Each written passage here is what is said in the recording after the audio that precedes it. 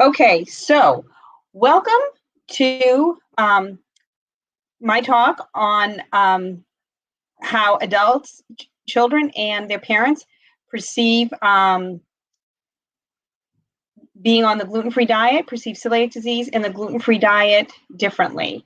Thank you all for coming in for the last session on a Friday night. I really appreciate that. And I just want to go over a few housekeeping items before we get started. Thankfully, now you can all hear me. I will be hopefully you can all also see me. In a few minutes, I'm going to be sharing my screen to go through a PowerPoint presentation. When I am sharing the screen, the chat box on the right-hand side of the screen is not going to be visible to me. I would love for you, as we go through the presentation, if something comes up and you have a question, please put it into the chat box and ask your questions. I'm going to try at a couple of points to just take a little pause, go back and answer some questions. But if I either kind of get going and forget to do that, or if I don't get to your question when we go back during a pause, there is plenty of time at the end of the presentation for questions and answers. So we'll go back at the end and take care of all of the questions that you have. So with that, I'm about to share my screen. So bear with me while we transition to that. Okay, so let's start again. The talk this evening is From Boomer to Zoomer, how kids and adults approach CD and the gluten-free diet differently. I am Francie Kelly, and I am the Executive Director at Celiac Kids Connection at Boston Children's Hospital. Who is Celiac Kids Connection? Well, we are a family support organization, and we are part of the celiac disease program at Boston Children's Hospital. You can learn more about us, about kids with celiac disease, on our website at celiackidsconnection.org. You can also visit our booth here at the Nourish Festival and sign up for one of our times to have a private chat if you're interested in learning more about us. So what I'm going to talk about tonight is the fact that kids and adults approach the gluten-free diet differently. They have different perspectives, they have different concerns, and they have different priorities. I'm also going to talk about the ways that we can help our kids. And I'm going to conclude with just a few brief points about kids with celiac disease and COVID-19. A lot of what I'm going to do tonight is talk about this issue through examples. And these are examples that have really happened to families that are part of our support organization. So the first two examples I'm going to go through have to do with birthday parties. So the first example is, oh no, what about the birthday cake? And in this first example, I am outing myself. So my daughter was diagnosed with celiac disease when she was 3 years old. So when it came time for her 4th birthday, my husband and I were kind of freaked out. Oh no, what are we going to do about the birthday cake? We had a family tradition where we had been going to this really nice bakery downtown to get her birthday cakes. And she had always enjoyed her cake because she, at that time, and still does, now at 25 years old, have a sweet tooth. And we were devastated that we were not going to be able to get her this lovely birthday cake. And since this was 21 years ago, not only did that bakery not offer any kind of gluten-free cake option, there wasn't any bakery around that offered any kind of gluten-free cake option. So what were we going to do? At the end of the day, we wound up having an ice cream sundae bar. So it was make your own sundae. And it was a delightful experience for 4-year-olds to build their own sundae and to make a terrible, terrible mess with all of the different toppings that were available to them. And it worked out great. This did not become our new family tradition to do make your own sundae bar as part of our birthday party experiences, but it did work out great for that particular birthday. What was jarring to us at that particular time is that my husband and I were so obsessed with this idea that we had a tradition and what were we going to do? We were breaking with that tradition.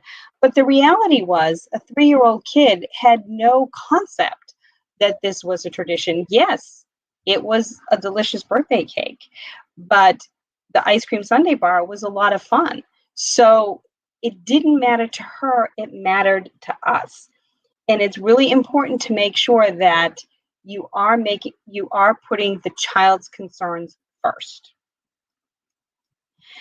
The second birthday example I have is a different family within our support group, and they had a birthday tradition of decorating the doors. So they would, during the night, after the child went to bed, they would put streamers, balloons, posters, all kinds of things around the door. So when the kid got up in the morning, they would open up and there would be all this decoration to celebrate their birthday. They would then have a special treat with breakfast, some sort of breakfast pastry, and then everyone would go off to school. When their child was diagnosed with celiac disease for the first birthday, they really obsessed over this birthday treat, this birthday pastry that they had all the time for birthday celebrations, and spent a lot of time, effort, and energy trying to figure out how to make that treat gluten-free, which they did, and it was delightful. But come to find out that from this child's perspective, the door was the most important part of that morning celebration, not the breakfast treat. This kid would have been just as happy with some sort of frozen gluten-free treat from the grocery store and have a bigger deal having been made of the door. So what are the lessons? The lessons from these two examples are you need to know your child's priority. And in particular with the example that in my family is you need to involve, if you feel like something's a tradition, you need to involve the kids in creating that new tradition. So what are some of the children's concerns when it comes to celiac disease and life on the gluten-free diet? The primary concerns the kids are going to have to do with peer issues. How do I interact with my friends? What happens when they come over to eat at my house? What are we going to eat? What happens when I go over to eat at their house? What are we going to eat? What happens when we go out? How are we going to eat? These are the things that concern kids. How is this going to impact their relationship with their friends? In addition, kids want to feel spontaneous and carefree. And if they have to stop and think about what the ingredients are and read the labels every time they're going to eat something, they lose a little bit of that. And following up on that, it's hard work to be gluten-free. Kids already have to worry about school, they have to worry about sports, and there's a lot of pressure on kids these days. When on top of it, we add this constraint where they have to worry about what they eat, they have to read all their food labels, it can feel overwhelming. Kids have favorite foods that they have lost because they can no longer eat them because they're gluten-free, and they do feel that sense of loss. And finally, kids are concerned about losing the ability to eat freely, to just, being out in the park with their friends and the ice cream truck comes along and being able to just run over like everybody else and enjoy whatever you want from the ice cream truck. Those are the kinds of things, that ability to be free about what they eat is problematic for kids. So what are the parents' concerns? Well, most of us know as parents that the biggest concern probably is the cost of gluten-free food. It can be very expensive to have a gluten-free diet. Parents also get concerned with family events. What about holidays? What about grandma's birthday party? All these kinds of things where you are going to somebody else's house and they are making the food and you're not sure that they understand what the gluten-free diet is all about. You're not sure they understand what cross-contact is all about.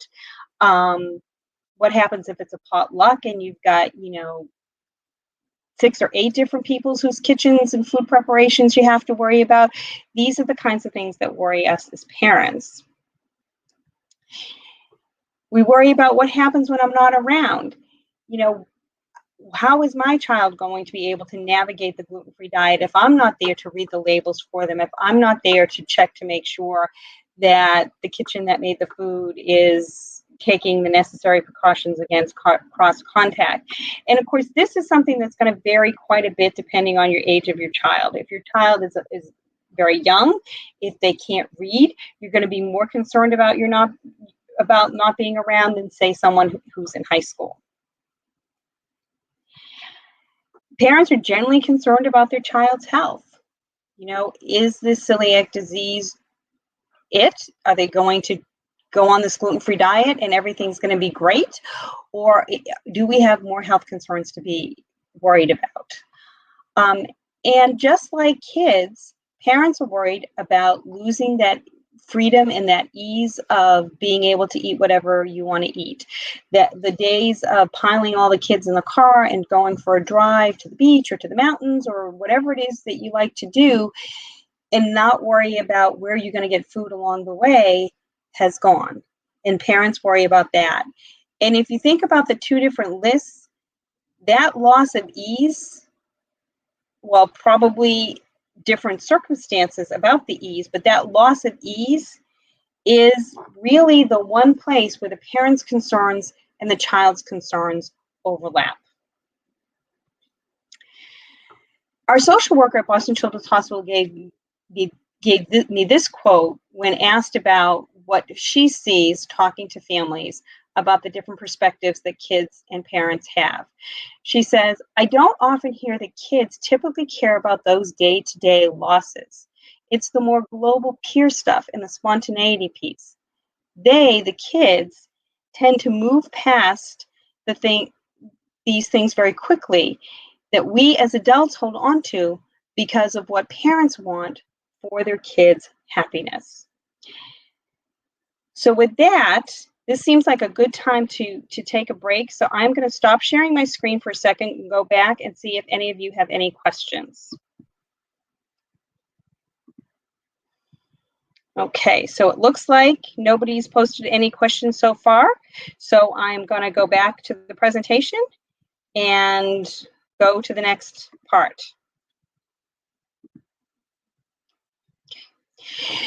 So sometimes kids are going to have experiences that are very different from the adult experiences we have, and they're going to be experiences that none of us have ever even considered as a possibility. So this short video is one of our teens talking about an experience that she had in high school. Okay, so Erin just texted me to say you couldn't hear the audio and the video. It worked earlier today when I tested it. So let me sort of explain the experience this young woman had. It's actually a great video. Her expressions, as you could probably see, you know, with the inability to hear it, are great. But as a sophomore in high school, as in her English class, they read The Catcher in the Rye, as most sophomore English classes do. And her teacher, she said, found symbolism in everything, every little thing, shoes, skies, everything else that, all kinds of places that no one would imagine finding symbols. It never occurred to this young woman that there would be a symbol in the rye itself. And the teacher said that the rye symbolized the sour struggle of going from childhood to adulthood. And as an exercise to experience the sour struggle, one day in walking into English class, they had a loaf of wheat bread and a loaf of rye bread on the desk, and the students were supposed to eat the bread, smell the bread, feel the bread, touch the bread, play with the bread, experience the bread, become the bread. So they could see the difference between the wheat bread and the sourness of the rye bread to understand the sourness of the struggle. So Erica goes on about talking about the, you know, being in this room where there was just bread everywhere and kids playing with bread. The teacher did understand that that this young woman had celiac disease and did understand that she couldn't eat the bread, asked her if she felt comfortable being in the room. This young woman said she was okay being in the room, although she did not participate in the experience. And she goes on to just kind of be bewildered at the whole exercise. But the point is, I don't think anybody would have expected that the playing with rye bread would be part of a sophomore English class exercise in reading The Catcher in the Rye. And if you were able to hear the video, you would see that by the end of the exercise, she is actually laughing about the whole experience because she thought the idea of the symbolism of the rye bread was a little silly just to begin with, let alone the experience of having the playing with the bread. But more importantly, the parents were furious, mainly because the school did not communicate about the exercise with them, which was a reasonable reaction on the parents' part. But again, the reaction and way that they perceived this particular experience was very different for the child as well as for the parents. Okay, so we're going to go on to the next example, which is a family with a mother and her son. And I think I'm going to just go back and see if there were any questions that came up while I was doing that. Okay, so looks like we still don't have any questions other than people saying you can't hear the sound from the video. So I gave you the synopsis of the video, so we will move on with the rest of the presentation. Okay, so this mother and son have some examples of how their perceptions were different. In this case, the mother does not have celiac disease and the son does. So their first experience about their different perceptions came with Thanksgiving dinner. They were going to a family member's house for Thanksgiving dinner. Mom decided that her son should have the same Thanksgiving dinner experience that everybody else was having.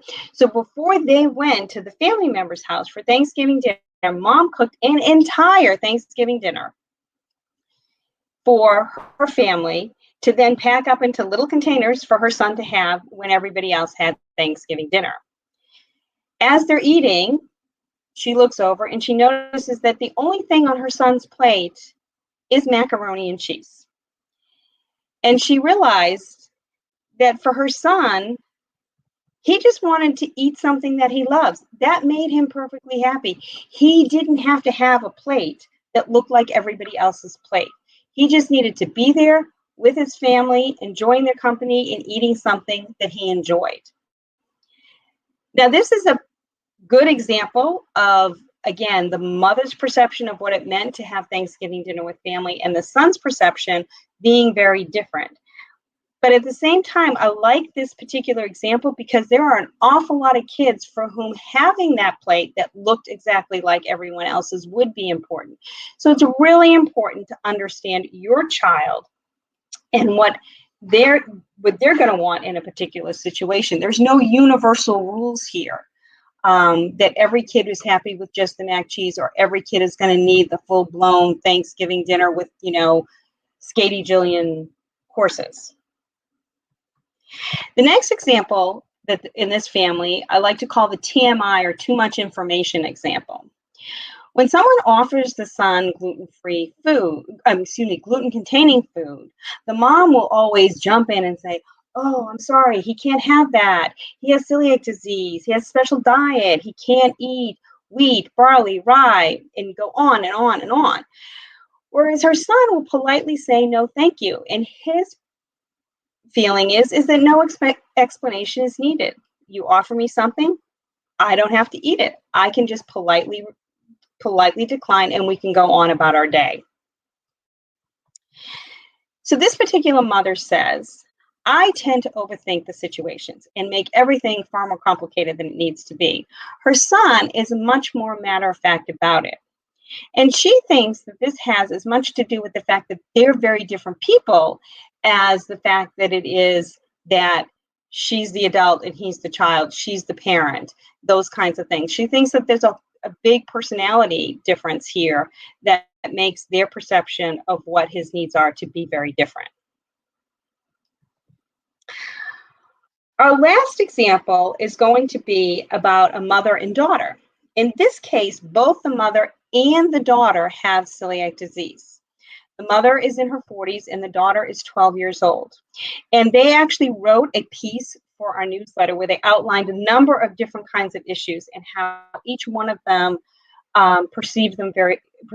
In some cases, their perceptions are very different, and in some cases, their perceptions are very much the same. I've chosen a couple of their anecdotes for this presentation, but if you go to the handouts on the Nourish site for this particular presentation, you can download their entire listing of different perspectives on things. So the first issue is missing certain foods like dumplings. From the mother's perspective, bummer, I won't be able to have dumplings again. The daughter's perspective I found really interesting because she was angry. She says, Mom says she understands, but she's had 40 years to eat dumplings and I've only had a few. So the mother's perspective is that, yeah, it's unfortunate, I'm going to miss this food and we're in the same boat. And the daughter's perspective is, yeah, I'm going to miss this food, but no, we're not in the same boat at all. The second example is the extended family wants to go out to eat at a Chinese restaurant that doesn't really do gluten-free very well. The mother is angry because she's talked about this with the family before, and she knows of Chinese restaurants that they could go to that can do a great job with gluten-free. From the daughter's perspective, she's a little bit more casual about it. She can have plain rice. It won't be great, but her attitude is more sort of whatever, versus the very angry reaction that the mother has. The next two examples for this family are about going to parties. In the first example, the going to a party that is more like a family event, maybe a block party, but someplace where the entire family is going to the same party. In this case, the mom is like, okay, we got this. We're going to eat before, we're going to pack snacks. And the mom adds that she gets upset when her daughter doesn't want to eat any of the snacks that mom has brought with her to the party. The daughter's perspective is wildly different in this particular case. She wants to know why her mom brings snacks in the purse. It's only 2 hours. You can certainly go 2 hours without eating something. And she'd rather not have anything than have her mom pulling snacks out of her bag. And this is a case where we're getting back to some of those probably peer issues, some of the things where kids feel much more self-conscious than adults do. You know, the kid doesn't want to be the one who's eating the snacks that her mother pulled out of the bag. She just wants to enjoy the party. And if that means not eating, that's okay. But the second party example is interesting because it kind of flips a little bit. The second party example is the gymnastics team party. And the mom is upset because why do they have to have pizza knowing that it's not gluten-free? And why do I now have to go out and get a special gluten-free pizza for my daughter? Whereas in this case, the daughter is, because it's her friends, she's less uncomfortable about her food being different. She says, I've known my team forever and I don't mind bringing my own food, which is a real contrast to not wanting to have the food at the party in the previous example. And she's also feeling really happy that her coach went to the trouble of getting something special, plain ice cream for this young woman, as opposed to the ice cream sandwiches that wouldn't be gluten-free that the rest of the team was having. So when the daughter was in a comfort level situation, a situation that felt very comfortable to her because she's been part of this team for a long time and she knows these people very well, her own comfort level with having her own food and maybe having a little bit of attention drawn to her because she was eating something different was dramatically different from the previous party example. And the last two examples I'm going to go through from this mother and daughter in terms of the different perspectives, I like because they're funny. So the first one is checking labels. Mom's perspective is she obsessively reads every ingredient on the label. Whereas the daughter's perspective is she looks at the front. If it says gluten-free, I'll scan the ingredients. And she is amused at the fact that her mother always misses the big gluten-free label on the front of the package. And the final example, which again is humorous, is when dad goes shopping. And they both have exactly the same take on dad's shopping abilities. I mean, anchovies might be gluten-free, but they're anchovies. I don't want to eat them anyways. So again, in this case, the mother and daughter are looking at the same situation, and they both have to eat gluten-free. And sometimes their perceptions of it line up, and sometimes they are very different. So what are the things we can do now, knowing that our kids are not always looking at these situations in the same ways that we do? What are the things we can do to help? First of all, always let your child take the lead. It's their diet. They're the ones who have to live gluten-free. Let them tell you what they need. And as a follow-on to that, don't assume that you know what it's like to eat gluten-free. And the mother and daughter example, even when they both had to be gluten-free, their perception about eating the dumplings was very different. And the daughter was angry that her mother thought that they were in this exactly the same boat, because it was, well, similar. And yes, they both have to eat gluten-free. It's not exactly the same. Talk to your kids about how things are going and what it is that they want. Okay, so especially this time of year as holidays are coming up, and of course all of our holidays are going to look a little different than they have in the past, but there are going to be aspects about it that are the same. So, hey, did you like that gluten-free dressing that we got last year for Thanksgiving? Or what are some of the other things? Talk to your kids, find out from them how things are going and what are the things that they want. And connecting with other families, learning how other families are coping with situations, having other kids say that, oh, well, I don't look at it that way, might make you take a step back and say to your own child, hey, is that what you think too? Or do you think something different? So understanding talking to other families so you can share what you're going through together can help quite a bit. Okay, and I said I was going to talk about coronavirus for a little bit and some of the things we need to think about. So I'm going to start with a disclaimer. I am not a medical professional, nor do I play one on TV. That being said, everything that I have read suggests that having celiac disease doesn't impact coronavirus or COVID-19 in any way. People with celiac disease aren't at any greater risk. They're not at any less risk. It's just the same. So what is most important for all of us, whether you have celiac disease or not, is to follow all the CDC, state, and local health department guidances that are out there. And if you do have questions about your specific situation, then you should talk to your physician. I know our physicians at Boston Children's Hospital, and your own physicians are probably exactly the same way, have spent a lot of time learning everything they can about coronavirus and staying up to date on all the latest information. So when you have questions, your physician is there to help. Contact them. They understand what your medical situation is, whether it's celiac disease or celiac disease and some other kind of condition, and they understand what's going on with coronavirus. Things are constantly changing with this, but your physician is the best place to get information about specific questions related to the coronavirus and any impact that's going to have on celiac disease. But that doesn't mean that there aren't some practical considerations that we all have to think about in terms of living with celiac disease and some of the changes that are going on because of the coronavirus. So the first thing we need to think about is some sort of this is sort of a general philosophy, but make sure that the emphasis on COVID-19 protocols doesn't mean that places are relaxing their gluten-free protocols.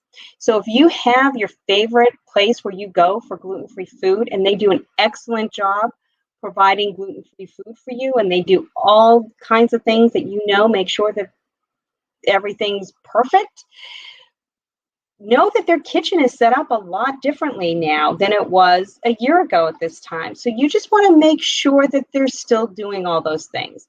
My personal experience has been that our places are doing all the same things, and everything still remains gluten-free, but it's still a good idea to check. And since we're talking about kids with celiac disease, we need to think about what's going on at school.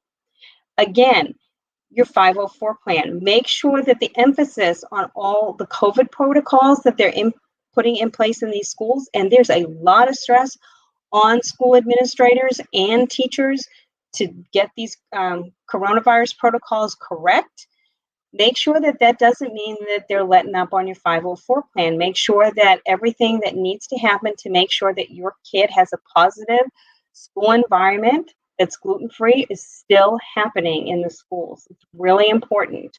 And a gentle reminder may be all that they need, but make sure that nothing's changing on that end.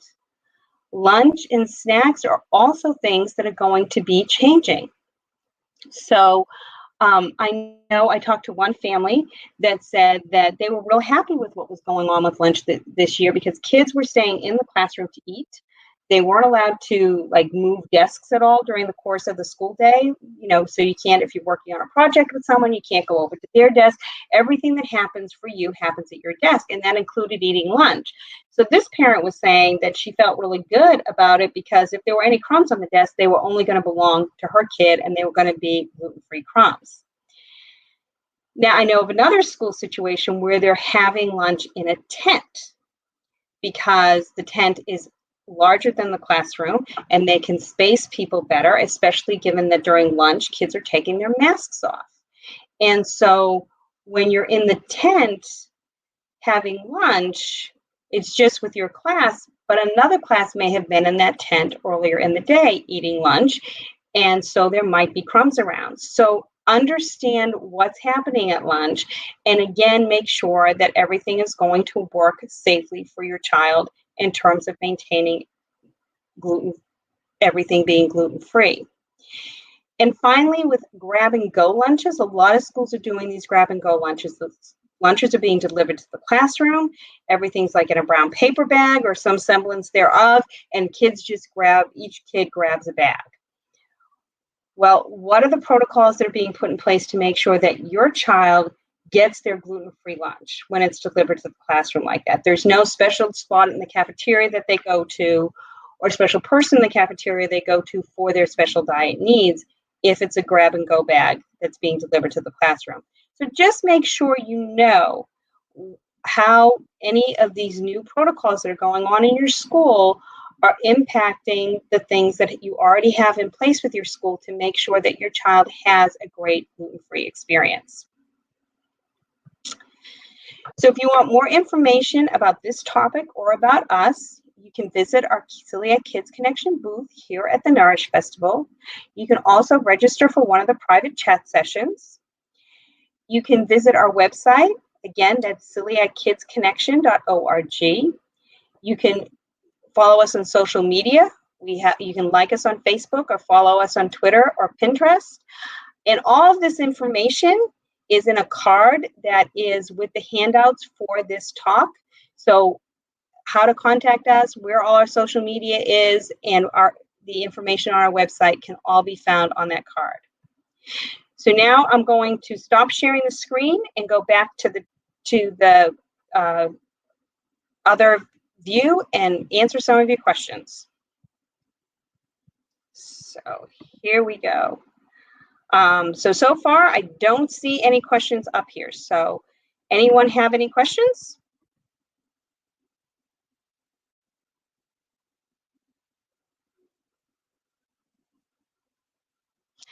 So far, are your kids having good gluten-free experiences and good otherwise changed experiences at their schools?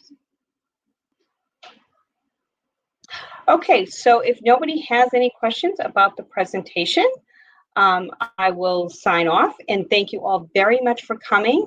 And again, be sure to visit our booth here at the Nourish Festival, and be sure to visit our website, and we'd be happy to connect with you if you have any other questions. So thank you very much and enjoy the rest of the Nourish Festival.